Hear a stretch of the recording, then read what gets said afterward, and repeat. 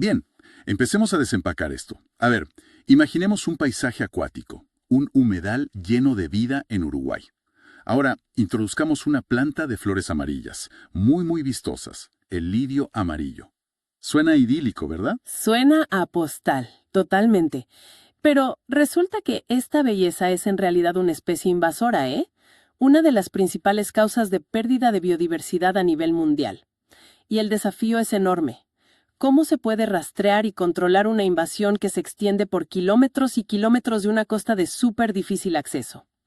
Y esa es exactamente la misión de la investigación que tenemos hoy. Es un estudio del Departamento de Ingeniería de la Universidad Católica del Uruguay. En lugar de los métodos tradicionales que son lentos, carísimos y la verdad muchas veces imprecisos, proponen una solución de alta tecnología. Drones. Drones sí, pero equipados con cámaras especiales para crear un mapa preciso de la invasión. Lo fascinante aquí no es solo la tecnología en sí, sino cómo la usan. Transforman simples imágenes aéreas en una herramienta poderosa y sorprendentemente accesible para la conservación ambiental. Vamos a ver cómo funciona este método paso a paso. Perfecto. Hablemos primero del protagonista, o más bien del antagonista de esta historia. Iris pseudacurus L., el lirio amarillo.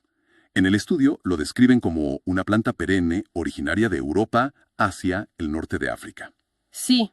Puede medir hasta 1,5 metros, con esas hojas en forma de espada y, claro, las flores amarillas tan llamativas. Justamente por lo bonita que es, se introdujo en otras partes del mundo, incluyendo Sudamérica. Sí, y esa belleza es su arma. Se ve inofensiva, hasta deseable, pero su capacidad de adaptación y su resistencia la convirtieron en un problema ecológico gravísimo. La investigación señala que forma colonias increíblemente densas a lo largo de los cursos de agua. O sea, no convive con las plantas de ahí. No para nada. Simplemente las desplaza. No es que compita, es que las elimina. Esto no solo afecta a otras plantas como los juncos o las totoras nativas, sino que altera todo el ecosistema. Es una transformación silenciosa pero muy destructiva. Cambia la estructura del hábitat, el ciclo de nutrientes. Y eso tiene un impacto en cadena, me imagino. Claro, sobre insectos, aves, peces, todo lo que dependía del entorno original. Y el área de estudio es clave para entender la urgencia, ¿no? No es un lugar cualquiera. Es la laguna del Sauce en Maldonado, Uruguay. Exacto. Está a pocos kilómetros de Punta del Este y es la principal reserva de agua dulce para toda esa zona turística. O sea, es un ecosistema de una importancia ecológica y económica tremenda. Gigante. Y la invasión allí, aunque cubre un área que puede sonar pequeña, unas 0.3 hectáreas en su punto más denso, el problema es que está distribuida en parches aislados. A lo largo de 10 kilómetros de costa. 10 kilómetros. Y de una costa que no es una playa de arena, ¿eh? Es irregular, pantanosa, muy difícil de acceder. Cualquiera que haya intentado caminar por la orilla de un humedal sabe que no es un paseo. Es barro, mosquitos. Es barro hasta las rodillas, mosquitos, y es increíblemente lento. La idea de enviar equipos a peinar esos 10 kilómetros buscando manchitas de flores es una pesadilla logística y económica. Entiendo. O sea que el problema no es solo la planta en sí, sino la escala y la geografía del lugar que hacen que encontrarla sea como buscar agujas en un pajar. Has tocado el núcleo del problema. La situación en Laguna del Sauce se considera abordable, pero solo si se actúa con información precisa y a tiempo. Los humedales son ecosistemas cruciales. El estudio menciona que proveen recursos, un suministro de agua fiable, incluso ayudan a mitigar el cambio climático. Claro. La vegetación nativa es vital para estabilizar las riberas y proteger la biodiversidad. Dejar que el lirio se expanda sin control allí no es una opción. Por eso necesitaban un nuevo enfoque. Lo cual nos lleva a la tecnología. El artículo menciona que ya se usan plataformas de ciencia ciudadana como iNaturalist, donde la gente sube sus observaciones con fotos. Imagino que eso ayuda, pero por lo que dices, no debe ser suficiente. Es una herramienta fantástica, para la concienciación y para obtener datos preliminares, pero tiene limitaciones para una gestión sistemática. La cobertura es irregular, depende de dónde vaya la gente. Claro, no es un barrido completo. Exacto. ¿Puede haber errores de identificación? Y lo más importante, no te da un mapa completo y consistente en un momento dado, que es lo que necesitas para planificar una erradicación. Aquí es donde la propuesta del estudio se pone realmente interesante. Usar un vehículo aéreo no tripulado, o para entendernos, un dron. Pero un momento, cuando se habla de drones y cámaras especiales, el estudio dice que es una solución de bajo costo, pero eso suena un poco contradictorio.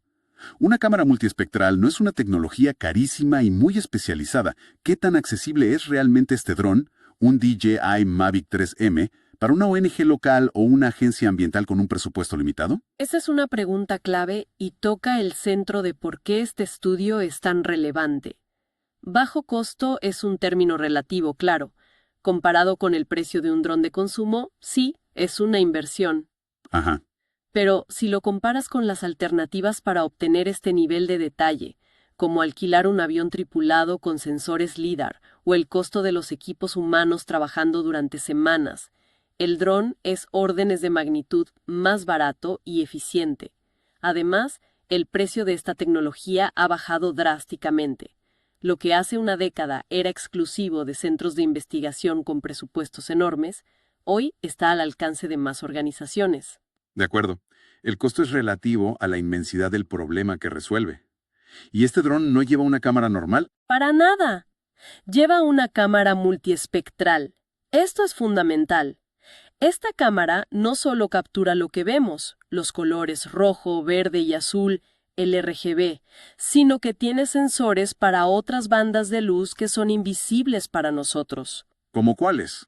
Pues el borde rojo o red edge y el infrarrojo cercano, el NIR. Estas bandas son muy sensibles a la clorofila y a la estructura celular de las plantas. Permiten calcular índices como el NDVI, que es el índice de vegetación de diferencia normalizada, y que nos da una medida de la cantidad y el vigor de la vegetación. Es como darles superpoderes de visión al sistema para entender la salud de las plantas. Espera, déjame entender los detalles del vuelo porque son impresionantes. Volaron a 120 metros de altura, cubriendo 62.000 metros cuadrados en solo 4 minutos y 12 segundos. ¿Sí? Eso es como una docena de campos de fútbol. Es increíblemente rápido. Yo me imaginaba que esto tomaría horas. Es la gran ventaja del dron, la eficiencia. Y la calidad de los datos es altísima. Obtuvieron 111 imágenes con una resolución de 5 por 5 centímetros por píxel. ¿5 centímetros? Sí, eso es un nivel de detalle que te permite ver casi hoja por hoja desde el aire. Además, planificaron el vuelo meticulosamente. Lo hicieron con cielo despejado, poco viento y a media mañana. ¿Y por qué es tan importante ese nivel de control sobre las condiciones? Para evitar lo que en la jerga se llama sun glint, ese reflejo especular del sol sobre el agua. Ese reflejo es como un espejo para la cámara del dron. Ah, claro, te ciega. Exacto. En lugar de ver la vegetación en la orilla, el sensor se satura con la luz del sol, y esa parte de la imagen queda completamente blanca. Es un punto de datos perdido. Y si hay lirios debajo de ese reflejo, para el sistema es como si no existieran. Cada detalle está pensado para obtener la data más limpia posible. Entendido. Tenemos las imágenes, cientos de fotos de altísima resolución. Lo que me parece increíble de este método no es solo que usen drones, sino que la forma en que procesan esos datos parece sorprendentemente sencilla, sin necesitar supercomputación o los complejos modelos de inteligencia artificial que uno se imaginaría. Es casi más ingenio que fuerza bruta, ¿no? Esa es la elegancia de su propuesta. En lugar de entrenar una red neuronal compleja, que requeriría miles de imágenes etiquetadas y una capacidad de cómputo enorme, basaron su método en 3 hipótesis clave, 3 reglas lógicas sobre cómo se comporta el lirio en las imágenes. A ver, las zonas con lirios amarillos tienen valores de píxeles similares en los canales multiespectrales. Segundo, las flores amarillas se ven como picos de intensidad en los canales verde y rojo de la cámara.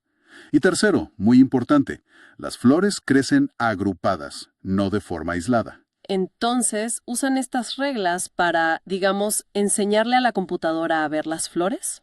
El proceso que describen es casi como una receta de cocina digital. Primero, se necesita un conocimiento previo. Sí. Los investigadores marcaron manualmente 15 pequeñas zonas en la imagen donde sabían que había flores. Esa es la muestra de referencia, el ejemplo que le dan al sistema. A partir de ahí, el primer paso es generar lo que llaman regiones hipótesis. Usan una técnica llamada morfología matemática. En lugar de analizar cada píxel de la imagen completa, que es enorme, primero la filtran para quedarse solo con las áreas que podrían contener vegetación. ¿Y cómo funciona esa morfología matemática? Suena muy complejo. La idea es bastante intuitiva si usamos una analogía. Imagina que la imagen es un terreno en 3D, donde el brillo de los píxeles es la altitud. Tendrías montañas, mesetas y valles. Ok. Usan dos operaciones: apertura y cierre. La apertura es como pasar una aplanadora por encima del paisaje. Elimina todos los picos pequeños y aislados, que serían ruido visual, como un reflejo solitario. Luego la cierre es como rellenar pequeños baches dentro de las grandes mesetas. Al final de este proceso de limpieza, solo te quedas con las áreas grandes y sólidas que probablemente son vegetación. ¡Qué buena analogía!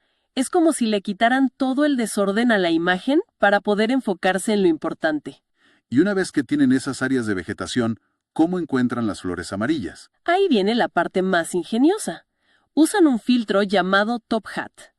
Siguiendo con la analogía del paisaje, este filtro funciona como si encendiera una luz solo en las cimas de las montañas más altas, ignorando las laderas y los valles. Ajá. En las imágenes, esos picos de intensidad en los canales verde y rojo corresponden a las flores amarillas. Son los puntos más brillantes y distintivos. El filtro los aísla del resto de la vegetación y los hace fáciles de contar. Entonces, el último paso debe ser juntar todo. Correcto, es la validación. Una de esas regiones hipótesis de vegetación solo se confirma como una colonia de lirio amarillo si tiene una cantidad suficiente de esos picos o flores detectados adentro, tanto en el canal verde como en el rojo. Ah, por la tercera hipótesis, que crecen juntas. Exactamente. Así se evita que un punto brillante aislado, que podría ser un trozo de basura flotando o el reflejo en una botella, genere una falsa alarma. El resultado final es un mapa muy simple, una máscara binaria que muestra con precisión en blanco dónde están las plantas y en negro dónde no. Entiendo el proceso. Es una cadena de filtros muy inteligente. Pero toda esta teoría de procesamiento de imágenes suena fantástica en un laboratorio. La pregunta del millón es, ¿realmente funcionó en el caos de un humedal real? ¿Pudo distinguir las flores de forma fiable? Sí. Y la forma en que lo validaron fue muy sólida. Aplicaron el método a un nuevo set de imágenes tomadas 90 minutos después del primer vuelo, en una zona un poco distinta. Y el sistema fue capaz de detectar correctamente las nuevas zonas con flores. Ahora, no fue perfecto, y eso es importante. Mencionan que hubo algunas falsas alarmas. ¿Qué tipo de falsas alarmas? ¿Qué confundió al sistema? Curiosamente, la mayoría aparecieron en medio del agua. Podrían haber sido reflejos que sobrevivieron al primer filtro, espuma o quizás algún tipo de vegetación acuática flotante que brillaba de una forma similar. Pero es fácil de descartar eso, ¿no? Claro, aquí es donde entra el sentido común. El sistema propone candidatos y un operador humano puede descartar esos puntos en segundos. Es lógico, un lirio no crece flotando en medio de la laguna.